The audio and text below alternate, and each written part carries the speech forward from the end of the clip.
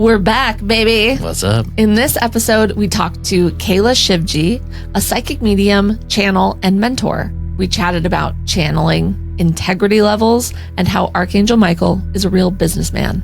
I'm Lauren Leon. And I'm Frank. We are a married couple learning how to develop our own intuition, and this is episode 59 of Clairvoyaging.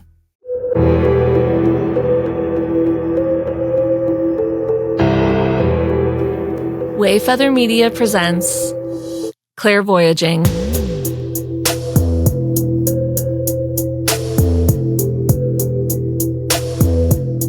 We're back. Sorry, suckers. Whoops. You know what's a can't giant... get rid of us that easy.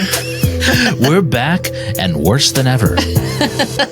And ready to party. Those fires. The California fires were a bit of a bummer, and it kind of took us out for January. A bit. But what an absolute nightmare for everyone involved, and so depressing for the city of LA. Dude. But we were impacted just by wind. Like, big deal. But it was taking out our power. We said this, and we're sorry. But boy, there's a lot of wind. It's like way more than usual. We've lived here for 13 years, and it's been like just increasing. And I don't know what's going on. Climate change, they say. Not sure. Yeah. For January, Santa Ana winds are really just not a thing. Uncommon. So, yeah. Anyway, here we are. We finally were able to get some scheduled interviews. Yeah. Thanks for sticking with us. Yeah. And I have a few updates, Frank. Hit it. We got a few new patrons since we've been nice. on the show. and Kathy, welcome to Patreon. Kathy? Yeah. Oh, hit the Hey! Kathy's in the house. And Anne's in the house. new patrons. What's up, dudes? Welcome to it. You get some exclusive content and access to a beautiful community. Yeah. And videos and interviews that are not included on our regular podcast. Some fun stuff. And Frank? Yes. If someone else wants to join, it's only $4 per month. That's so cheap. I like it. Also, we got some coffees. So thank you. Are you serious? Yeah. Effie. And queef steak. Queef steak. I love it. Thank you. So all of your support helps so much. And we love doing this podcast. Yeah. And it helps do things like buy this neon light behind us. If you're watching this on Spotify or YouTube, you can see we have a new little light behind us. You'll also notice that I haven't figured out how to solve the rolling light issue. It's doing weird things right now, but we'll figure it out. It's okay. We're a work in progress. We sure are. It's part of my neon journey. Oh, okay. Yeah. That works. That's fine. It's kind of cool. It's kind of cyberpunk, and I like that. You're getting really into the cyberpunk. I do like like the aesthetic. Frank's getting back into his punk roots lately. I really am. I mean, how could you not during this phase of American history? He has a story to tell. He has some rage to express. It's not good. Well, no, it is good. It's good. Healthy. It's healthy form of expression. Guys, and as you'll find out in this episode, we do talk about how, the light and the darkness work together. Yeah. It is all part of one thing. And sometimes for something to flourish, it must crash first. And I'm in a period of my life where I'm ready to help things tower card. just doing your part. Yeah. A little bit of healthy dissonance, right? Push patriarchy off the building. Give it the boot. Speaking of boots, a lot of bootlickers out there right now, aren't there? Oops. Oh, hey, that's a timer for me to pay attention to my thoughts. Oh yeah, mine's about to go off too. We listened to it. That's very funny. We listened to it. We pulled tarot today, and it talked. Our friend Elliot Adam yeah, we were having a bit of a hard time. January was rough and we were dealing with a little bit of depression. I pulled some cards today. How do we call back our power to us? And we pulled the Magician upright. Yeah. Hello. I mean, I've always wanted to pull that card for some reason. And that's the card of, your thoughts are powerful and you are in charge, and you have to make sure that you are putting out your order into the universe of what you want your future, what you want to manifest. Yeah. So because we are having a bit of a, little, we need a little pick me up. Yeah. We, one of his suggestions, because we always go to Dr. Elliot Adam for our interpretations. Elliot Oracle. And it was, his suggestion was to, every 2 hours while you're trying to get back into the mindset of positivity and like making sure you're asking the universe what you want, raising those vibrations, every 2 hours, set a timer to make sure you put yourself into a positive mindset. Or pay attention to when that 2-hour timer goes off, what are your thoughts focused on? So yeah, which I took to currently they're great. Train your brain. Yeah. Train your brain, guys. Yeah. So that's what we're doing. Just a fun little practice today. With that, let's get over to Kayla and our chat with her, because she's awesome. And I feel like we learned some new stuff. I learned with her. We did. Yeah. She has a very interesting system of integrity that she uses to determine which spirits to actually interface with, which is super cool and very simple. Yeah. And you might be surprised which spirits are of a higher integrity level than, commonly thought. One might think. Yeah. Yeah. Stick around for that. Some shockers in there. Yeah. But yeah, what else? So we enjoyed talking to Kayla, and we hope you enjoy this episode. Yeah. Hit it.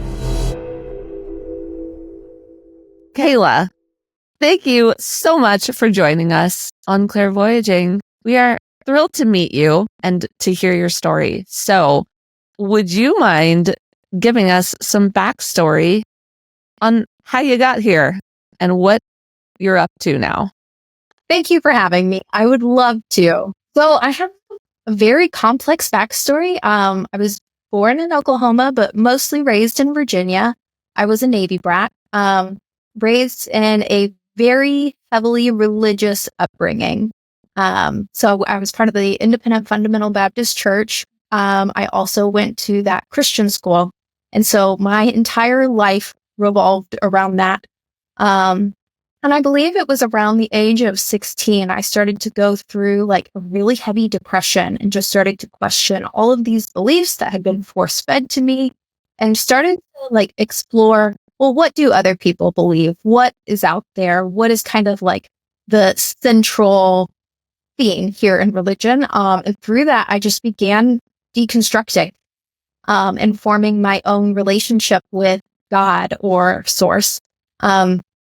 And in the beginning, I had a lot of resistance to things like Jesus and Mother Mary. And of course, when I began like the heart and heaviness of my healing journey, every time I would go like get a reading or talk to a counselor or anything like that, they'd be like, oh, I feel Jesus here. And so it was just everything was pointing me back into these directions. And I had resistance around that. But through just like exploring my own self, getting in connection with my higher self, I began to understand what like true Christ consciousness is. And it just began to open up doorways. So now I am a psychic channel. I'm also a spiritual mentor. And those two just go hand in hand. Yeah. And I'm doing this part-time. My mentorship business, I'm doing this part-time for now. I do have a day job. I also have 3 children and 3 cats. Amazing. So was there like a moment where you were like, oh, I have an ability to channel? Like, are you channeling spirits? Are you channeling aliens? Like the galactic, we just had someone who channeled the Galactic Federation, so we learned a bit about that recently. I'm very loosely associated with the Galactic Federation. I wouldn't say that's my powerhouse, but I recently had a video on TikTok go mini viral to me. where I just popped on like, hey, I was visited by these galactic beings. Here's their message. I'll see you later. And that video blew up and I was not expecting it. And I was like, okay. I mean, that's how I ran across you. I'm like, oh, this is very fun because it came across like it was maybe one of your, I don't know, like your first times really having that cool of a channel or something like that. I didn't know what the whole backstory was. What was the backstory to that? Well, honestly, the night before I was laying in bed and like, as you're drifting to sleep, your mind kind of opens up a little bit. And so they just kind of tapped in and they were like, hello, we're here. We have a message. And I was like, I am too tired. Go away. Yeah.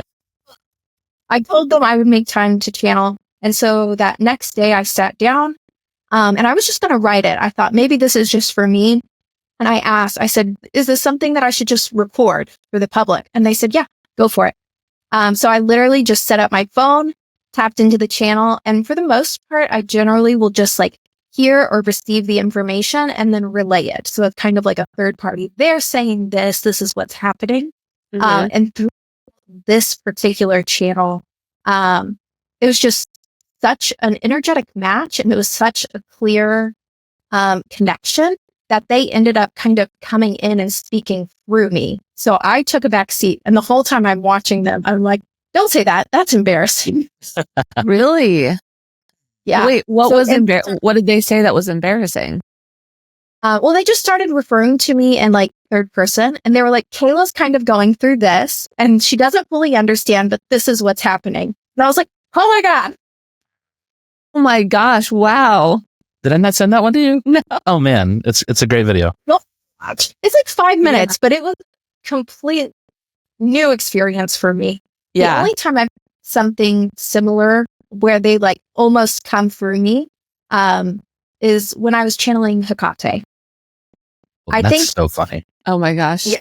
Frank was just talking about Well, I am in the middle of learning more about like deities and all that because that's all new to me. So I'm in the middle of a book right now called Hecate, Goddess of Witches by Courtney Weber. And it's basically like Hecate 101. I'm like, I'm all into it. I'm like telling Lauren all about it and all my friends.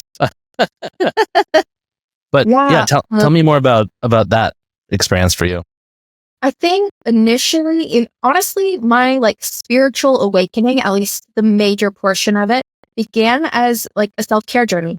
I was like, I'm disconnected. I'm a stressed out mom and I need some help. So I dove into self-care and through that, I got just really intrigued by tarot reading. And so that's where I began. And it probably wasn't, and that was around the time that my second child was turning 1 is when I started tarot reading and really getting into like giving messages. And by the time I had my third child, which when you're pregnant, you're very open. I mean, you're bringing a soul through. So my gifts were just incredible. And that's when I was like, wow, I'm hearing my higher self. Other beings are coming forward. Like, this is such a crazy experience. So in the beginning, it was really channeling my higher self and the angelic realm. And through that kind of process and starting my first business up, I really connected with Athena.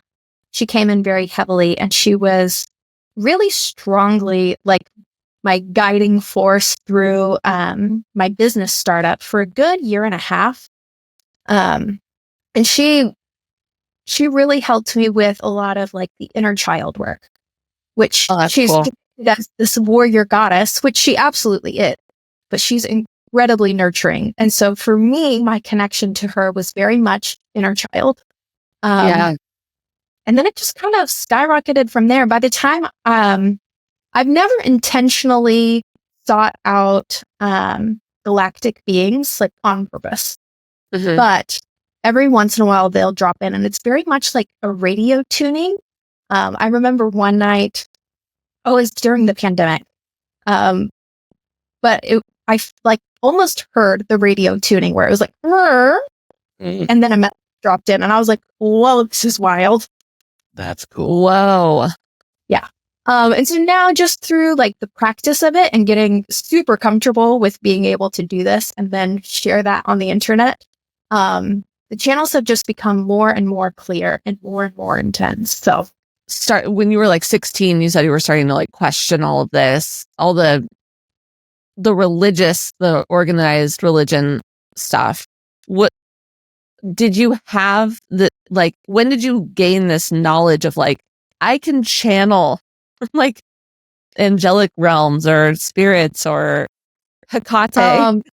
Hecate was very interesting for me because after I like fully connected, I was like, oh, she's been with me like this entire time. But it was like maybe even 6 months ago, I was sitting in my backyard and I was Googling Hecate. And I was like, can I like work with her without building an altar and this, that, and the other? And she just came up and she said, why don't you ask me yourself? And then we just were dialoguing. And it was powerful. And so after that, I just started practicing and channeling with her and just showing up to our relationship. That was crazy. But to answer your original question, these are gifts that I've had since a child. And of course, through the just programming, I forgot about them. Right. Yeah. Well, I don't think I realized until I was probably 23 when I began to realize that I had these abilities. And then, of course, once I like accepted, yes, I do have these abilities, I realized, oh, they've always been there. I've just repressed them.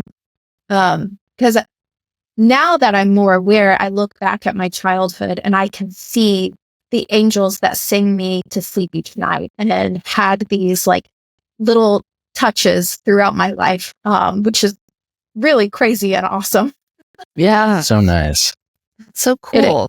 Was there like a moment where that was like very clear, or it was like a growing understanding? It was definitely growing. In the beginning, there's 4 main clairs. And so in the beginning, it was very much just feeling. And when I would read cards for people or channel for people, I'd be like, this is the sensation I'm getting. This is the emotion. This is what I'm associating with. And then I got better at pinpointing. So I'd be like, oh, this is your sacral chakra. And this is what's going on in there. And then I was like, oh, this is the base of your brain cord. And at the time, I didn't know. Turns out that's your nervous system. Yeah. But it was really interesting. I got more and more precise. And then now I will have flashes of vision or I'll hear the words. Usually they're as a thought. But in the beginning of like awakening to this, I'm really practicing this. I was going into meditation at like 5 a.m. every morning. I was very serious about it. But then one morning I woke up and I got into meditation and it was like 3 minutes in. And I heard my name being called like from a masculine voice, very like physically. So I got up, looked around, everyone was asleep. Nobody said my name. I was like, that was weird. Went back into meditation, heard it again, freaked out, looked all around. I was like, and I think at the point I put on music or something because I was like, this is creepy. Yeah. So experience hasn't happened again. But I hear them as if it's a thought. So let me ask you this. Between like your Navy adjacent upbringing and the Christian school, those are some very intense guardrails on your belief system. And you said that you went through like a pretty bad depression, but I mean, how long did it take you? Here's what I'm really interested in.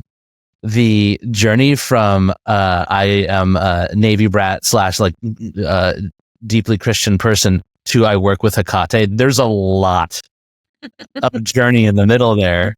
So much. And just also so you know, like our listenership probably we haven't talked that much about deity work at all. And dear listeners, while we've been gone because of the fires, I've been doing a lot of reading on that stuff. So that's why I suddenly am like talking about it so openly. But so what I want to know, and for someone who like this might be there, let's assume someone is uncomfortable with that. I want you to use your journey as a way to make them more comfortable with it and show them like what your process was and getting into it. Sure. Well, I always recommend starting with your higher self because it's you in spirit form. Mhm. The way I always describe it is if your soul is one giant energy, part of that goes into your body as your soul. That's how you're here. And then the rest of it stays outside in the astral realm, and that is your higher self. And that gives you multiple vantage points, which is very beneficial in healing. Mhm. So that's always my recommendation.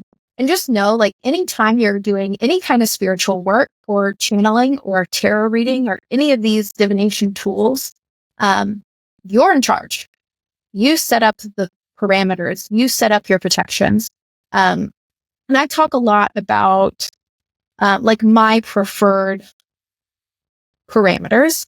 So I always call in the beings who are of the highest good. And then I use an integrity level. So you can think of it as like 1 to 10, but it goes beyond this. But that kind of gives you a starting point. So I currently am working within integrity 9. When I first started, I was working within integrity 7. And you can imagine those levels just bringing you closer and closer to truth. Angelic realms are typically like an integrity 12 or higher. And if you ask a being, hey, what's your integrity level? They will tell you. Or you'll be How able did- to sit. Is that a system like you thought of? Like where? Yeah, I've never heard that. heard that. I Can you explain it a little more? I've not heard it from many other people, but that was from a coach that I was working with through my awakening journey. That was just the system I was taught, and it really resonated. Because, we can say those who have the highest truth, love, and compassion, that works as well.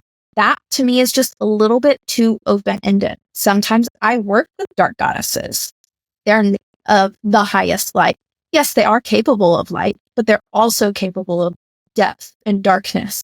And so these, even them, are of integrity levels. And that, I don't know, it just resonated for me. And so I stuck with it all this time. That's really, really interesting to me. Yeah. That seems like such a nice logical system for like you to be able to determine what you're stepping into. Yes. Well, like what would be an integrity like 3?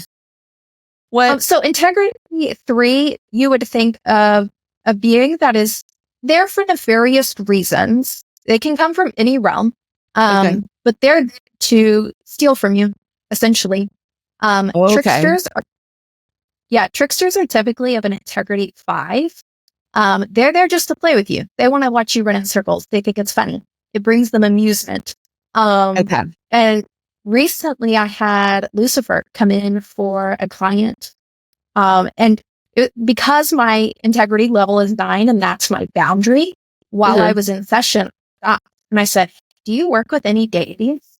And she said, yeah, these are the ones. And I was like, well, Hekate's already here. And then I looked back and I was like, oh yeah, this is Lucifer. He's asking to be let in. So I welcomed him in and I checked. I was like, why did he have to knock on my door and ask permission? He's integrity 8.5. He's very proud of the 0.5. Okay, so again for our listenership, that's going to freak some people out. Lucifer's a big one.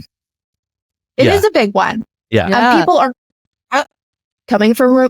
I'm still working through some things there, but Sure. Yeah. So when he showed up, I was like, oh man, I'm going to go have to do my shadow work. I'm going to have to work on my beliefs. Like just the fact you presented to me, I was like, oh, dang. Right. But yeah, because that's, we have so much fear associated there. But he actually works very closely with Archangel Michael. And when I was channeling with him for the sake of this client, I invited Archangel Michael in to be like my sounding board so that he could fact check or whatever. Because I have a close relationship with Archangel Michael. A 12er. So that's 12. You can implement your own boundaries, your own rules, your own checks and balances. Because this is an interesting, I think this is a question I've had for a while too. Now, what's Lucifer doing at an 8.5? I know. So we've been with, I mean, I did a little bit. I don't remember what episode it was. I did a little solo episode where I talked about the backstory of Lilith and talking about how, like, you know, she's been literally demonized over the past, you know, as long as she's been around.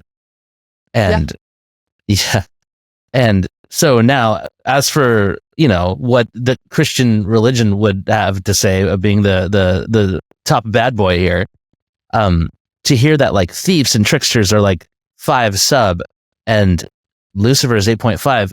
I mean, obviously, just like people, I would assume deities are multidimensional. They're capable of many things. I'm assuming he was presenting to you at an 8.5 because of the reason he was there. Their integrity level cannot change.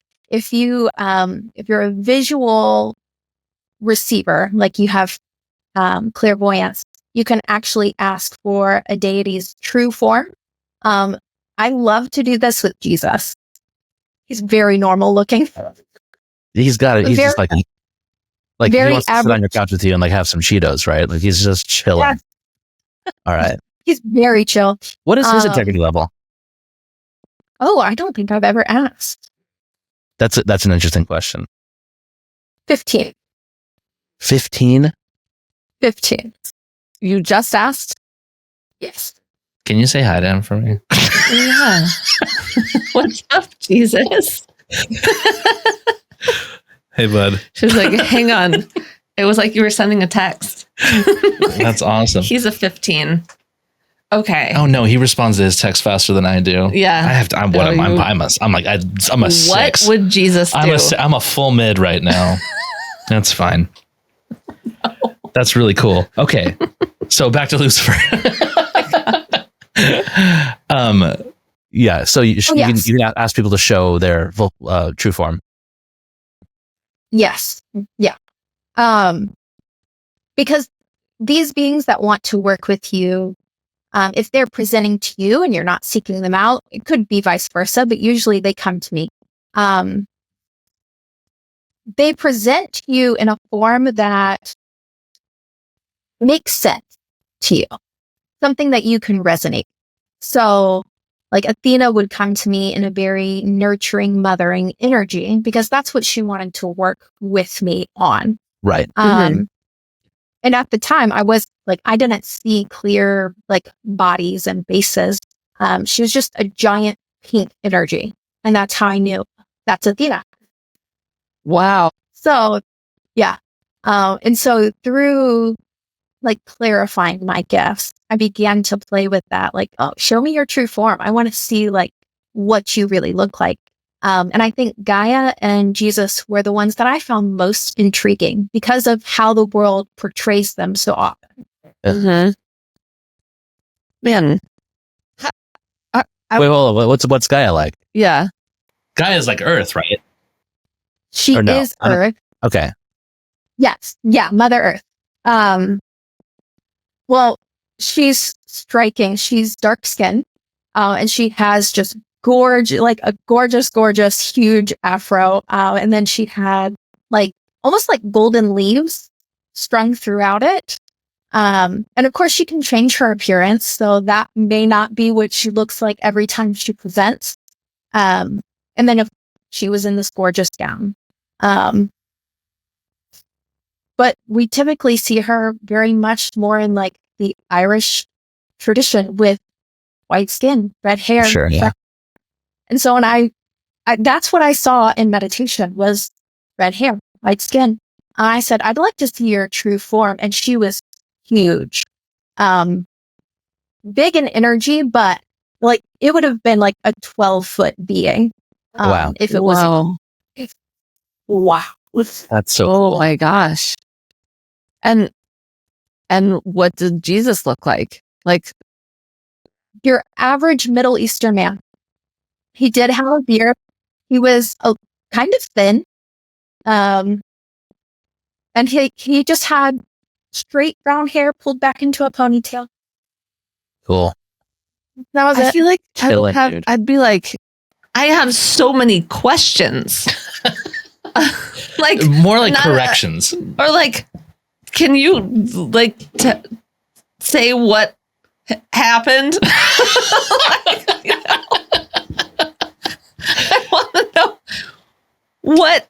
I would be like, could you tell me about? I don't know. Maybe that's just. Uh-oh. That just sent Lauren. It really, yeah. That just. I would have some. I'd want like a history, but I guess it doesn't work that way. No. And a lot of times I'll get quick like clips of information. And an energetic download can be so dense that a 3-second clip of energy will have me dissecting and trying to understand it further for years. Yeah. Really? So yeah. There's a lot of experiences that I've had that I look back on and I'm like, oh, there's something I didn't see the first time that I looked at that. And so I get more information. But to take us back to earlier, you had asked kind of like, how is Lucifer at an 8.5? He actually is a very structured being. I always relate Archangel Michael to being kind of corporate, where he's kind of straight-laced. He often presents in a suit. He really loves, like, he's not very talkative, but he loves, like, this is my official job. Here's my form, signature, good to go. That's how I see Archangel Michael a lot of time. That's really interesting. And Lucifer has a similar energy. Yeah, he still has that bad boy rebellious streak, but he has official business. Yeah. And so to be successful in that, you have to have integrity, especially when you're dealing with spiritual realms and spiritual beings. You cannot communicate with both light and dark and have a nefarious agenda. So even though he is a dark god, he's very serious about his work. And a lot of times he's here to help you question your beliefs. He's here to help you be a little bit more selfish, especially people pleasers and beings that were taught to like sacrifice themselves. So he just has a different approach to the work. Yeah. I went to Catholic school for 10 years. Starting the podcast and stuff has been a lot of learning or unlearning belief systems. And the thing I've been on right now, obviously I'm reading a book about Hecate and everything she has been good for and it helps you with. I've been really into the concept of like, it's not even a concept, it's just the truth of how like you need the dark and light. They both play a role, you know, sometimes like you said, and they play a role at their proper times. And if it's not the right time, something can come off as nefarious, even though it may not necessarily be that all the time. So someone like you, Lauren's a people pleaser. So someone like Lauren, someone like Lauren could maybe use a little bit of Hecate or Lucifer or someone who like might actually help you be a little more selfish at the right times. You know what I mean? Yeah. Because it's important to do that. You can't be all one thing all the time because any one thing in any direction can become toxic. I need to talk to Hecate. I'll like go into these like little mini monologues, especially talking to Lauren about like, hey, I think here's what we need, but it's never coming from a place of like knowledge. I'm just reading and reiterating the lessons that we've learned. So when I hear you talk about it a little bit more, I'm like, yes, see, I just keep collecting data until I get to a point where I'm more connected and can get downloads myself. So, which I'm hoping occurs eventually.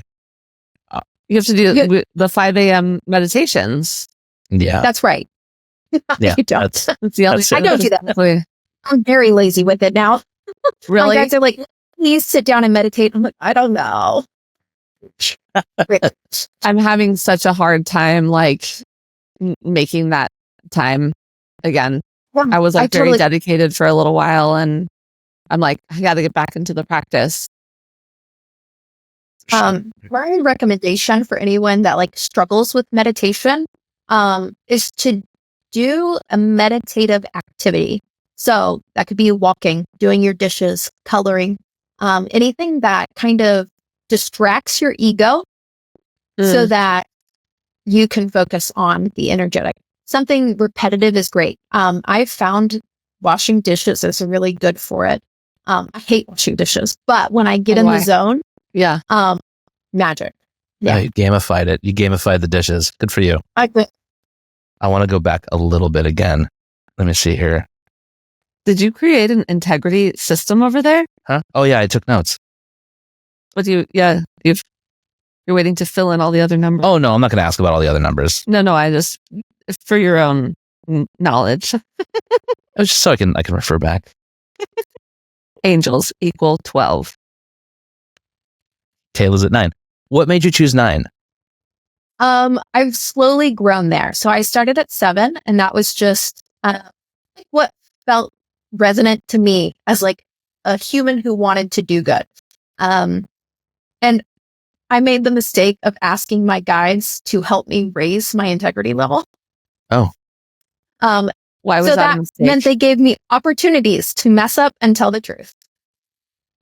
Because what better way to increase your integrity level than, hey, I have to talk to you about this. This is really awkward.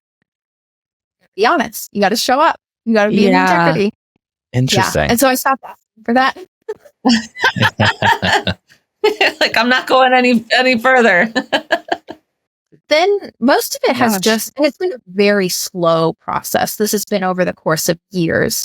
But through the course of just shadow work and integrating more of myself and loving more of myself, and really understanding like what values I hold important and then operating from those values.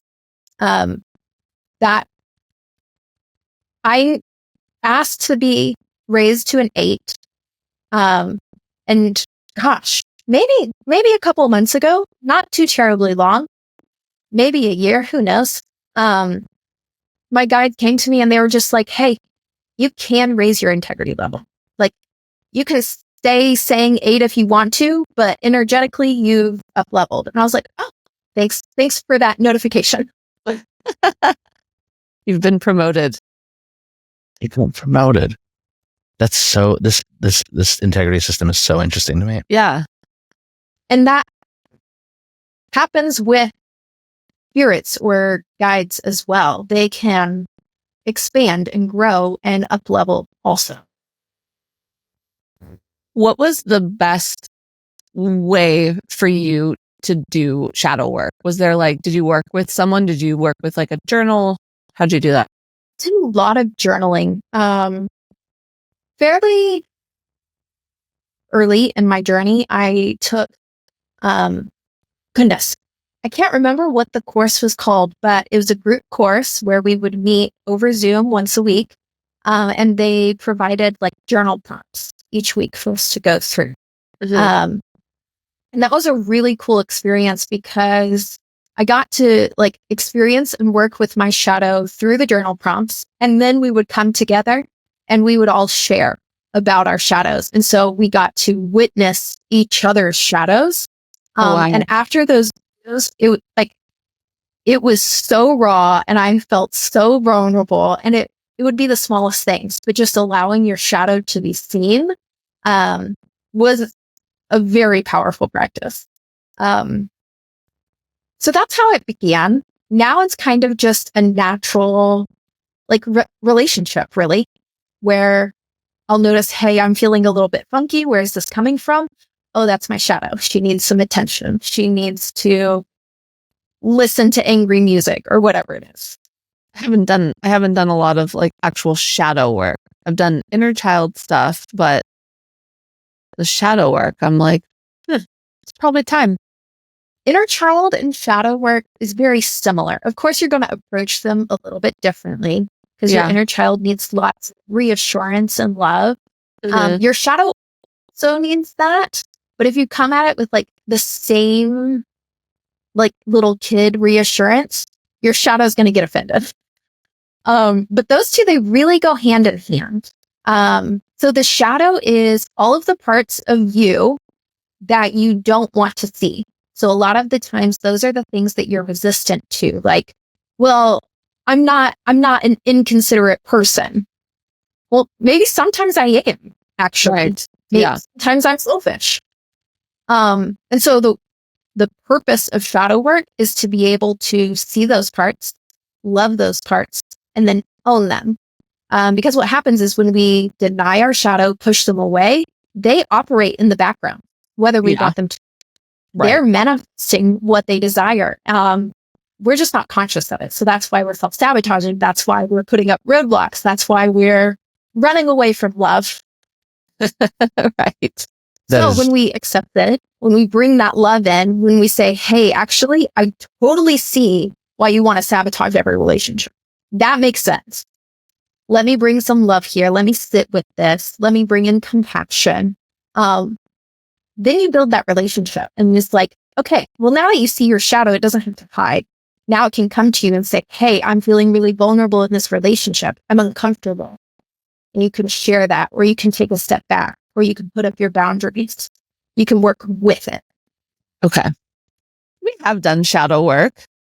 Yeah. Not probably just in thinking, like in that sense, in the last year, it's been uncovering some of these things. Like, Yeah. where does this come from? It's funny because like for me personally, a lot of the work, so I've done some like inner child, which was very helpful. In fact, like, life changing, in fact. But then for shadow work, like I've talked, like, how I was informed to be less self-deprecating. Mm-hmm. That was like, and I like to make jokes and stuff like that. So I tended to manage my own darker self by like making fun of me. But at some points on the wrong days, I take it a little too seriously. And there's a background of self-loathing because those are the parts of me I don't like. But they're not always constant, right? So I was talking to you about like integrating these things and not being so shameful of them. And like, yeah, I can't think of a good example, or at least one that I want to say out loud right now. But like, yeah, it is like interesting that to be a whole person, you have to acknowledge and accept those elements too. Oh, a fun one actually. We had a psychic therapist who on the show we've referred to as Dr. Claire, and he did a little past life work with me one time, and he said one of my past lives I was like pretty much a terrible person and like a deep narcissist. That was just one of them. But he says if you ever have like, I don't want to say narcissistic tendencies because I'm not a narcissist, but maybe on occasion, I will. It's funny. I have a podcast talk about myself, too much. But I'm also hyper aware of when I'm doing that. And I'm like, oh no, I'm a narcissist or something. And it's like, no, man, like you have to harness that, know when to use it, and then let it go and like leave room for other people. Yeah. If you spend all your time pushing it away, you're in a constant battle of like hating yourself or not. And it's hard to do anything. Yeah. It's hard to do. Instead of manipulating other people to give you the attention you want, you have a healthy outlet of a podcast. Right. Exactly. So Manipulate our listeners. Yeah, this is a trick. You don't understand, guys. Episode 100. You're all in my cult. This is it. It's all working up to that. Yeah. Yeah, that makes sense for like doing more of that and then being able to, I don't know, be more open, more authentic, and more connected. Yeah. Because if we think about like authenticity, a lot of who we think we are, a lot of our personality, especially in like our high school years, that's all ego. That's 100% ego. Yeah. And so when we bring in some of those shadow elements and start to own them and recognize them, it's like, oh, actually, I'm much more complex. Yeah. Some days I love to go and hang out. And some days, don't call me. I'm not answering. Yes. I feel that. Oh my God. Yeah. So now you're doing you said this is like a part-time business. I offer readings. So you can just choose a tarot reading and I can send you a little video, similar to the readings you'd find on TikTok, but personalized. Or we can sit down and have like an hour-long channeling session where we'll dialogue. We'll go into some of these childhood wounds and where they're from and how to heal them. And we can just do that as you're called, one-offs. Or we can I've set it up for like a monthly package where you get like 4-hour sessions. And that's my mentorship. And that's something where we can dig into some deeper healing instead of saying, oh, here's the wound. Here's how to fix it. Here's your homework. Goodbye. I'm going to follow up. I'm going to offer you guidance. If you really need me, you can email me, kind of a thing. That's cool. Yeah. When you do a channeling session for a client, who are you channeling? Their spirit team. And I set up the same parameters. And a lot of times it is their primary guides. I've had ancestors come through. One very cool session, her ancestors like told her, hey, you need to come to her. And apparently she didn't trust very many readers, which is fair. So we got into the session and before we even got into the session, her guides woke me up by knocking on my crown chakra. I tried to ignore them and I couldn't. And they were like, I'm not, get up. And I was like, okay. So they like wrote me a letter. They were like, before you get into the session, you need to know what's going on and why we sent her to you. And she didn't have firm boundaries and she was listening to trickster spirits. So when we session, she was like, why is it when I channel with my guides, they'll get kind of angry with me, or not necessarily angry, but they'll get a little bit aggressive and they'll be like, oh, I want the red pen. And there was too many of them. You know, it's hard to hear the message when there's 16 different beings sitting there yelling at you. And so I had to gently tell her, these are your spirit team. And then these other ones are tricksters. You need to kick them out. And so we got to do that. And my advice for her was to write her own little contract. So I state it every time I tune in, and those are just like my energetic boundaries that I built up because she had been working with these tricksters for a significant amount of time. I was like, you need to create your own contract, write it down.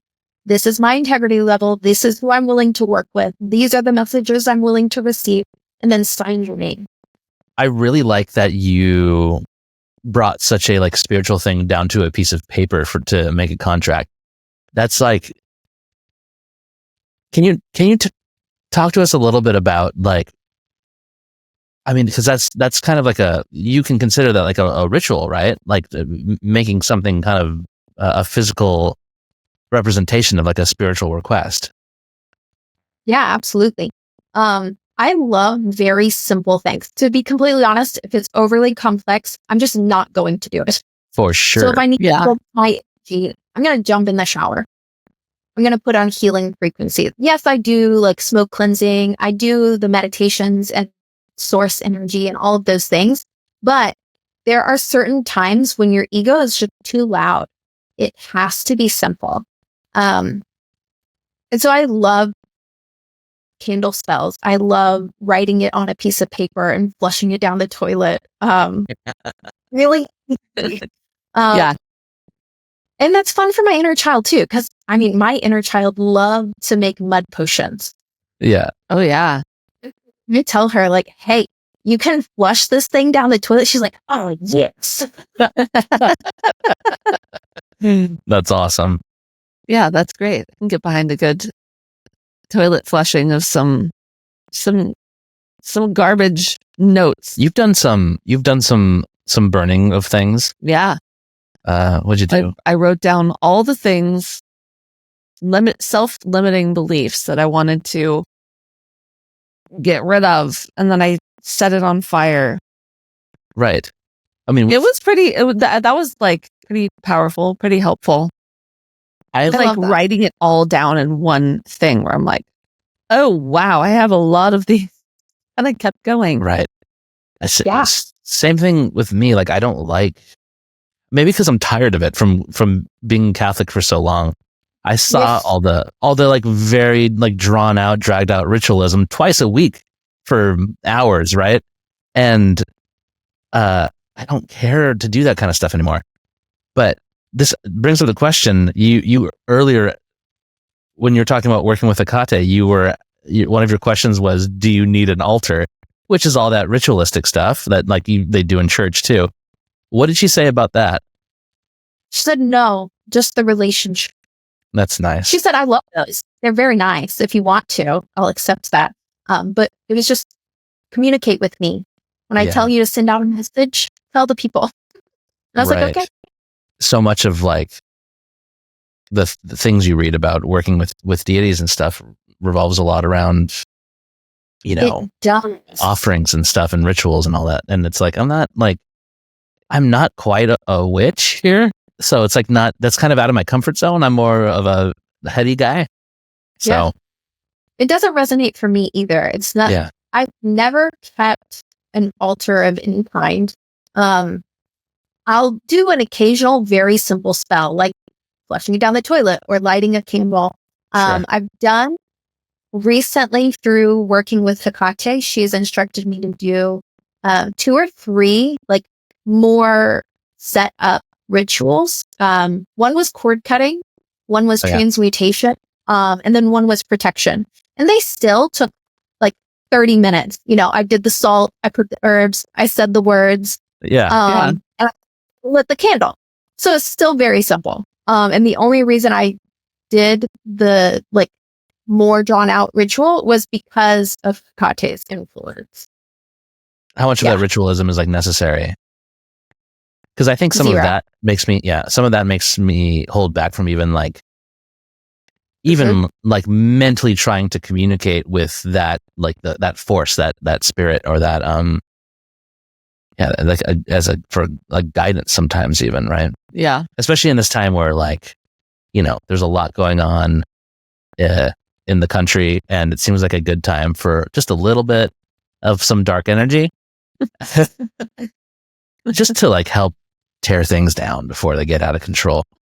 And but also I don't want to like have to, if my parents come over and they see an altar, they're going to freak out, dude.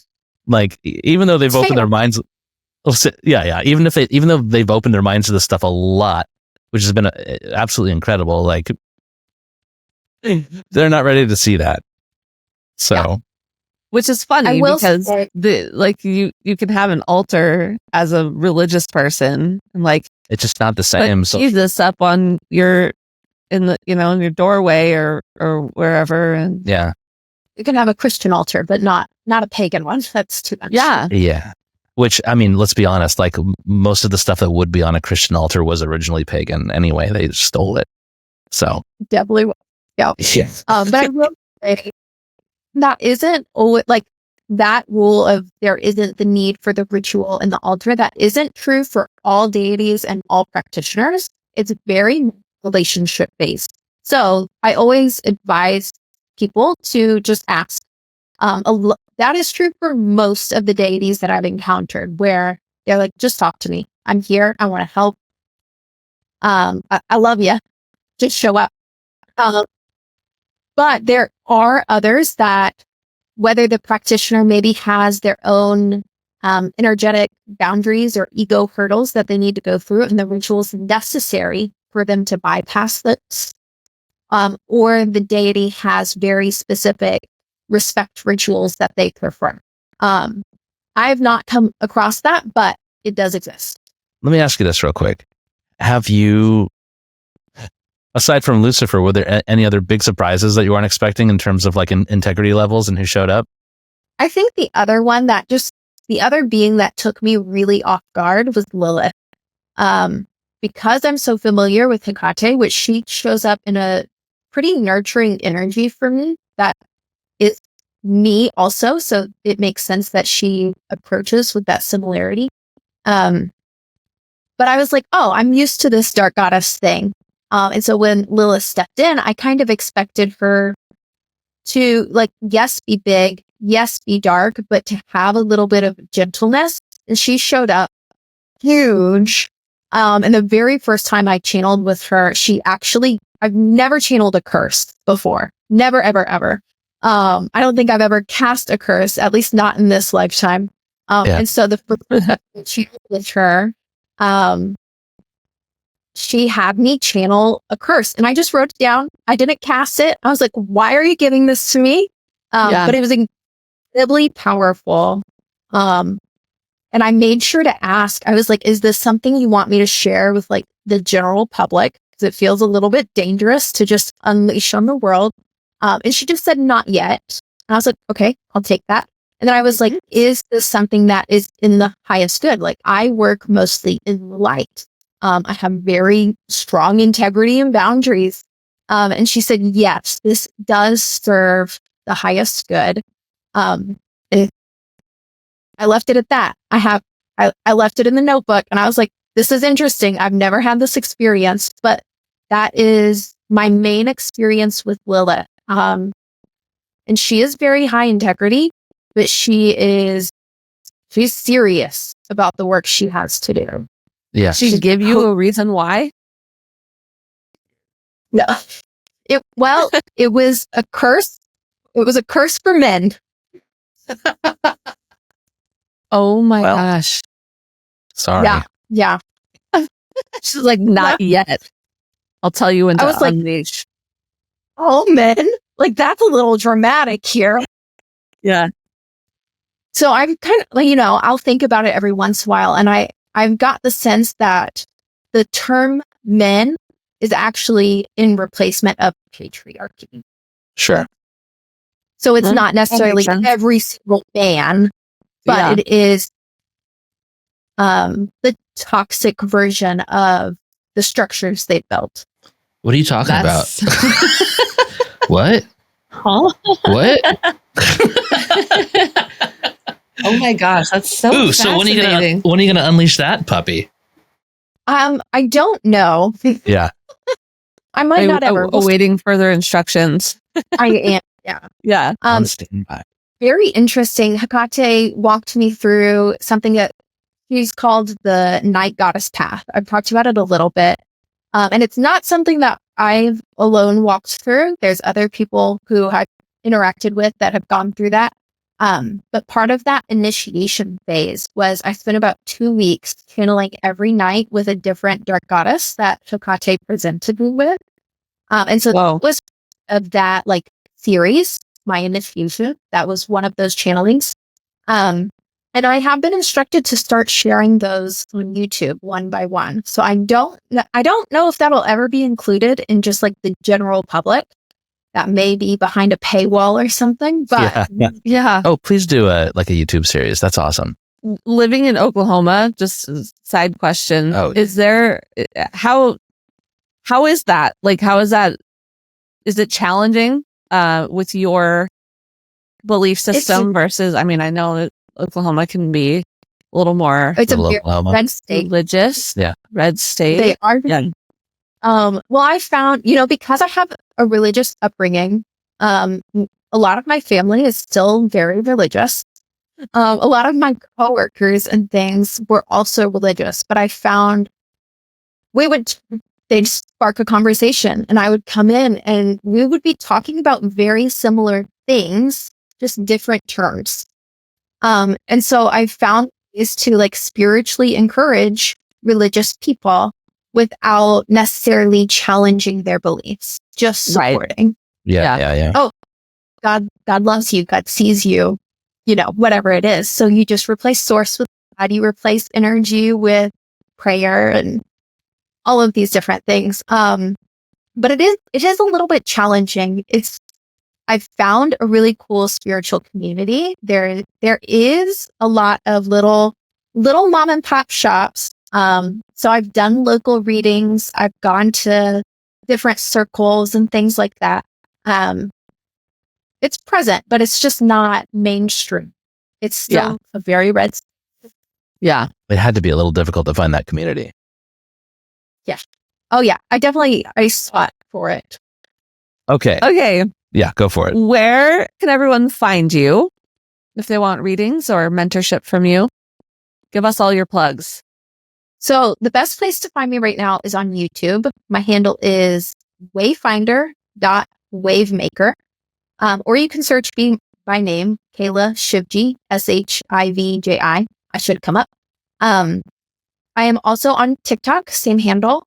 I just created a Substack and a Blue Sky, same handle. I'm experimenting with social medias right now. Those are all of them. My main one will always be YouTube, or at least moving forward. And then you can find, I don't have an official website, but I have a milkshake. So let me give you that. Milkshake? It's a little, like, tiny website. Instant link tree. Yeah. Oh. Okay. So it's msha.ke/wavemaker. Okay. I will link everything. We'll link it all in the show notes. Kayla, thanks so much for talking to us. This Yeah. is so much fun. Yeah. And thank you for everything you're doing. I had a blast. Thank you. Cool. We did too. Yeah. We'll talk to you We'll talk to you soon. Bye. Bye, Kayla.